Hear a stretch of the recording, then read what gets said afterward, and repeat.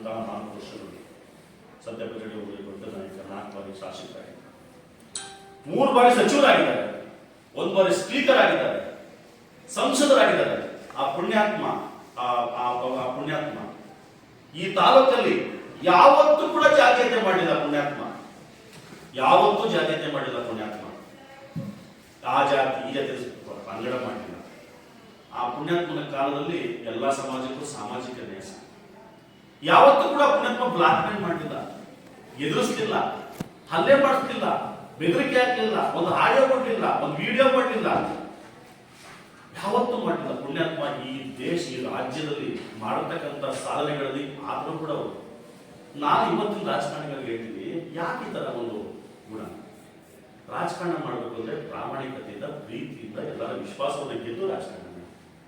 ಈ ತರ ಅಲ್ಪಸಂಖ್ಯಾತ ಸಮಾಜಗಳನ್ನ, ಸಣ್ಣ ಸಣ್ಣ ಸಮಾಜಗಳನ್ನ ಎದುರಿಸಿ ಇವತ್ತೇನಾಗಿದೆ, ಅಲ್ಪ ಸಮಾಜಗಳಲ್ಲೇ ಯಾರೋ ಒಬ್ಬರು ಲೀಡರ್ ಬೆಳಿತಾವೆ ಇದ್ದಾರೆ.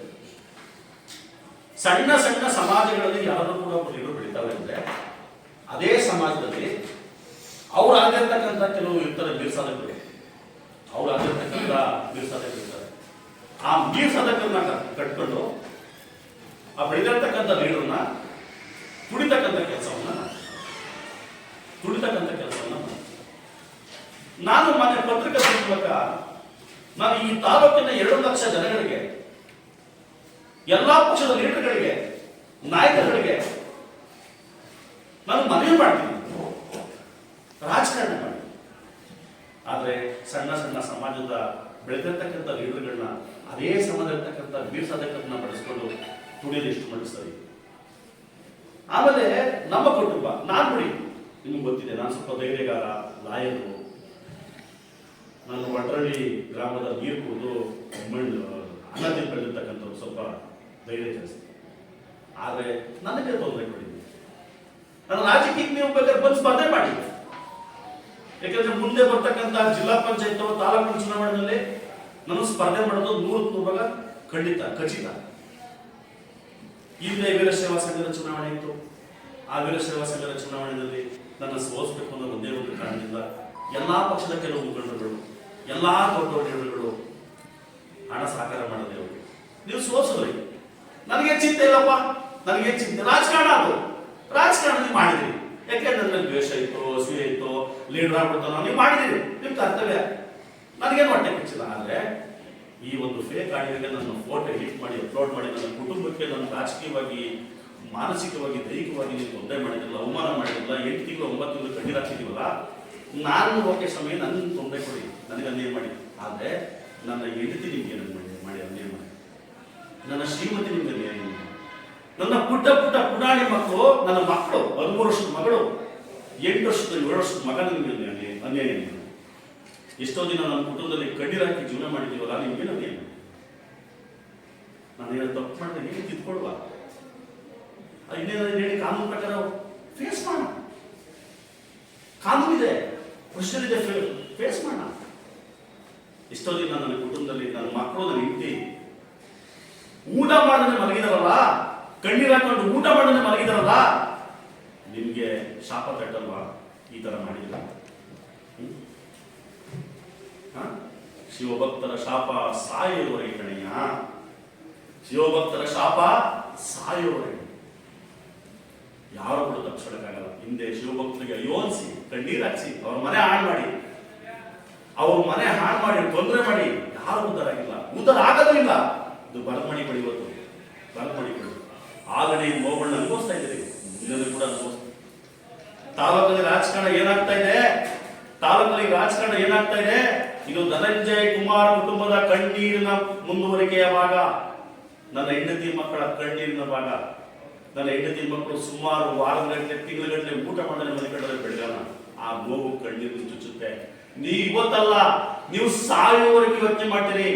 ಆ ಕುಟುಂಬಕ್ಕೆ ಕಣ್ಣಾಕ್ಷಿದೀವಿ, ಲಿಂಗಾಯತರ ಕುಟುಂಬಕ್ಕೆ, ಶಿವಭಕ್ತ ಕುಟುಂಬಕ್ಕೆ. ಯಾಕೆಂದ್ರೆ ಶಿವಭಕ್ತರ ಶಾಪ ಸಾಯುವವರೆಗೆ. ಕರ್ಮ ರಿಟರ್ನ್ ಆಗುತ್ತೆ,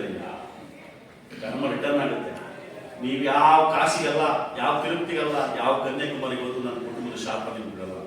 ಕಾಲಯ ತಸ್ಮೇ ನಮಃ. ಚಕ್ರ ತಿರುಗ್ತಾ ಇದೆ, ನನಗೂ ಕಾಲ ಬರ್ತದೆ, ಆಯ್ತಾ? ಹಾಗಾಗಿ ಈ ಒಂದು ಅನ್ಯಾಯವನ್ನ, ಈ ತಾಲೂಕಿನ ಇತಿಹಾಸದಲ್ಲಿ ಧನಂಜಯ ಕುಮಾರ್ಗೆ ಮಾಡತಕ್ಕಂಥ ಅವಮಾನ ಇಲ್ಲಿವರೆಗೂ ಯಾರಿಗೂ ಮಾಡಿಲ್ಲ ಅಂತ ಅನಿಸುತ್ತೆ. ಈ ಕೆಲಸ ಯಾರಿಗೂ ಮಾಡಕ್ಕೆ, ಯಾಕಂದ್ರೆ ಎಲ್ಲರೂ ಕೂಡ ಅವಮಾನವನ್ನು ತಡೆಯತಕ್ಕಂಥ ಶಕ್ತಿ ನೋಡಿದಿಲ್ಲ. ಮೊನ್ನೆ ರಾಯ್ ಅಂತಕ್ಕಂಥ ವ್ಯಕ್ತಿ ಸಾವಿರಾರು ಕೋಟಿ ಕೂಡ ನಾವು ಅವ್ರ ಮುಂದೆ ಯಾಕಲ್ಲ. ಆ ರಾಯ್ ಅಂತಕ್ಕಂಥ ವ್ಯಕ್ತಿ ಯಾವುದೋ ಒಂದು ಬ್ಲಾಕ್ ಮೇಲ್ಗೆ ಶೂಟ್ ಮಾಡ್ತಾರೆ. ಅಂದ್ರೆ ಹಣ ಇರ್ತದೆ, ಅಧಿಕಾರ ಇರ್ತದೆ, ಸಂಪತ್ತು ಇರ್ತದೆ, ಕಾರು ಬಂಗ್ಲೆ ಇರ್ತದೆ, ಆದ್ರೆ ಅವಮಾನವನ್ನ ಮೆಟ್ಟಿ ನಿಂತು ಹೋರಾಟ ಮಾಡ್ತಕ್ಕಂತಹ ದಿಲ್ಲು ಧೈರ್ಯ ಎಲ್ಲರಿಗೂ ಬರಲ್ಲ. ನನಗೇನೋ ಭಗವಂತ ನನ್ನ ತಂದೆಯವರ ಆಶೀರ್ವಾದ, ನನ್ನ ಒಂದು ಸಹಕಾರ ಇತ್ತು, ನನ್ನ ಹೆಂಡತಿಯ ಒಂದು ಸಹಕಾರ, ನನ್ನ ಶ್ರೀಮತಿಯ ಒಂದು ಸಹಕಾರ, ಆ ದೇವರ ಆಶೀರ್ವಾದದಿಂದ ಇವತ್ತು ನಾನು ಬದುಕಿದ್ದೀನಿ. ಹಾಗಾಗಿ ಈ ಕೆಲಸವನ್ನು ಯಾರು ಮಾಡಬೇಡಿ.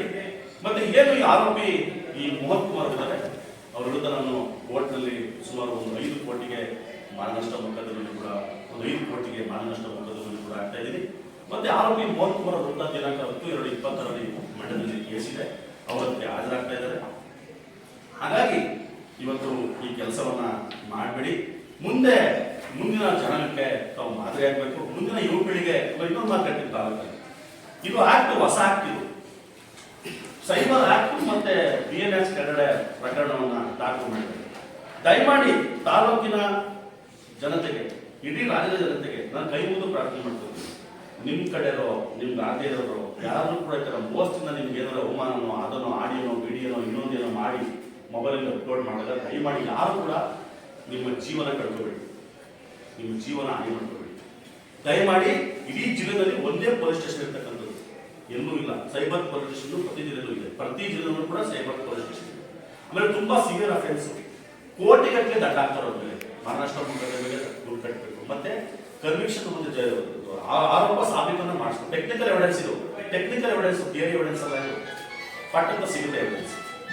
ಯಾರು ಕೂಡ ದಯಮಾಡಿ ಆ ಒಂದು ಕೆಟ್ಟ ನಿರ್ಧಾರ ತಗೋಬೇಡಿ. ಒಂದು ರೀತಿ ಅವಮಾನ, ನನಗೆ ಯಾವ ರೀತಿ ಅವಮಾನ ಮಾಡಿದ್ದಾರೆ ಆ ರೀತಿ ಬೇರೆ ಅವಮಾನ ಮಾಡೋದು ದಯಮಾಡಿ ತಕ್ಷಣ ಸೈಬರ್ ಸ್ಟೇಷನ್ ಹೋಗಿ ಕಂಪ್ಲೇಂಟ್ ಕೊಡಿ, ಅದನ್ನ ಡಿಲೀಟ್ ಮಾಡಿಸಿ, FIR ಮಾಡಿಸಿ, ಚಾರ್ಜ್ ಶೀಟ್ ಮಾಡಿ, ನಿಮಗೆ 100 ನ್ಯಾಯ ಸಿಗುತ್ತೆ. ಆದ್ರೆ ಯಾವುದೇ ಕಾರಣಕ್ಕೂ ಈ ಮೊನ್ನೆ ರಾಯ್ ಅವರು ಮಾಡ್ಕೊಳ್ಳೋಂಥ ಇನ್ಸಿಡೆಂಟ್ ಆಗ್ಬೋದು, ಇನ್ನೊಂದು ಇನ್ಸಿಡೆಂಟ್ಗಳಾಗ್ಬೋದು, ಇನ್ನೊಂದು ಯಾವುದೇ ಕಾರಣಕ್ಕೂ ಮಾಡಬೇಡಿ ಅಂತಕ್ಕಂಥ ಮಾತನ್ನು ಹೇಳ್ತಾ ಮಾನ್ಯ ಪತ್ರಕರ್ತರಿಗೆ ಕೈ ಮುಗಿದು ಪ್ರಾರ್ಥನೆ ಮಾಡ್ಕೊತೀನಿ. ಇದು ಬೇರೆ ಪ್ರೆಸ್ ಮೀಟ್ ಅಲ್ಲ, ಇದು ಬೇರೆ ಯಾವ ರಾಜಕೀಯದ ಪ್ರೆಸ್ ಮೀಟ್ ಅಲ್ಲ. ಇವತ್ತು ಇಡೀ ಕ್ಯಾಪಿಟ ತಾಲೂಕಲ್ಲಿ ಇದೇ ಫಸ್ಟ್ ಕೇಸು FIR ಆಗಿರ್ತಕ್ಕಂಥದ್ದು. ಕ್ಯಾಪಿಟ ತಾಲೂಕಲ್ಲಿ ಇದೇ ಫಸ್ಟ್ ಕೇಸು FIR ಆಗಿರ್ತಕ್ಕಂಥದ್ದು. ಇದರ ಸೈಬರ್ ಕೇಸ್ ಆಗಿದ್ದಾಗ ಯಾರು ಕೂಡ ಕಂಪ್ಲೇಂಟ್ ಕೊಡೋ ಧೈರ್ಯ ಮಾಡಲ್ಲ. 6 ತಿಂಗಳು 7 ತಿಂಗಳು ಕಾದು ಚಾರ್ಜ್ ಶೀಟ್ ಮಾಡಲಿಕ್ಕೆ ಮಾಡಲ್ಲ, ತಾಳ್ಮೆ ಇರ್ತಕ್ಕಂಥದ್ದಿಲ್ಲ. ಆದ್ರೆ ಇದೇ ಫಸ್ಟ್ ಕೇಸು. ಸೈಬರ್ ಮಂಡ್ಯ ಕೋರ್ಟಲ್ಲೂ ಕೂಡ ಇದೇ ಫಸ್ಟ್ ಕೇಸ್, ಮಂಡ್ಯ ಕೋರ್ಟಲ್ಲೂ ಕೂಡ ಇದೇ ಫಸ್ಟ್ ಕೇಸ್ ಆಗಿದೆ. ದಯಮಾಡಿ ಒಂದು ವಿಷಯವನ್ನ ಜನರಿಗೆ ತಿಳಿಸಬೇಕು. ಆ ಜನತೆ ಇದನ್ನ ಅರ್ಥ ಮಾಡ್ಕೊಂಡು ಇದು ಇಲ್ಲ, ಈ ತರ ಏನೋ ಅವಮಾನ ಮಾಡಿದ್ರೆ ಫೇಸ್ಬುಕ್, ವಾಟ್ಸ್ಆಪ್, ಯೂಟ್ಯೂಬ್, ಇನ್ಸ್ಟಾಗ್ರಾಮ್ ನಲ್ಲಿ ಅವಮಾನ ಮಾಡಿದಾಗ ಈ ತರ ಕಾನೂನಿದೆ, ನಾವು ಕೂಡ ಅದರ ರೆಮಿಡಿ ಪಡಿಬೇಕು ಅಂತಕ್ಕಂಥ ಒಂದು ಜ್ಞಾನೋದಯವನ್ನ ತಾವು ಮಾಡಬೇಕು ಅಂತಕ್ಕಂಥ ಮಾತನ್ನು ಹೇಳ್ತಾ ನಿಮಗೆ ಮತ್ತು ಬಂದಿರ್ತಕ್ಕಂಥ ಎಲ್ಲ ಆತ್ಮೀಯರಿಗೂ ನಾನು ಕೈ ಮುಗಿದು ಧನ್ಯವಾದವನ್ನು ಹೇಳ್ತಾ ನನ್ನ ಮಾತನ್ನು ಸಬ್ಸ್ಕ್ರೈಬ್ ಬಟನ್ ಮೇಲೆ ಕ್ಲಿಕ್ ಮಾಡಿ ಹಾಗೂ ನಮ್ಮ ಹೊಸ ವಿಡಿಯೋಸ್ ಅಪ್ಲೋಡ್ಗೋಸ್ಕರ ಪಕ್ಕದಲ್ಲಿ ಕಾಣುವ ಬೆಲ್ ಬಟನ್ ನಮ್ಮೆಲ್ಲ ವಿಡಿಯೋಗಳನ್ನ ಲೈಕ್ ಮಾಡಿ, ಶೇರ್ ಮಾಡಿ ಹಾಗೂ ಕಮೆಂಟ್ ಮಾಡಿ.